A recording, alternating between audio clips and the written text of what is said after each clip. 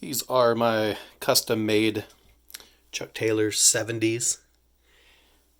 Custom made in that I chose the color scheme. I decided I wanted black and brown.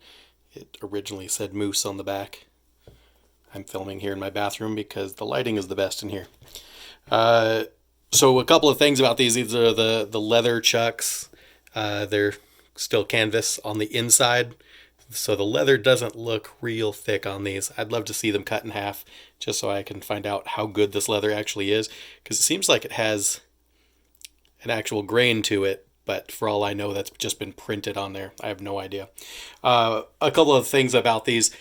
They're far more expensive than the regular Chuck Taylors. And you'll notice they start to come apart pretty quickly. I've glued these back together a few times. That part right there starts to come out. Kind of does it on both sides. Also on the bottoms, I've had to re-glue this edge a bunch of times. It just keeps coming undone, and it did so fairly quickly after I got them. You can see like the tread isn't even all that worn down on them. But for anybody thinking about maybe getting some of these, you may be disappointed in how well they hold up.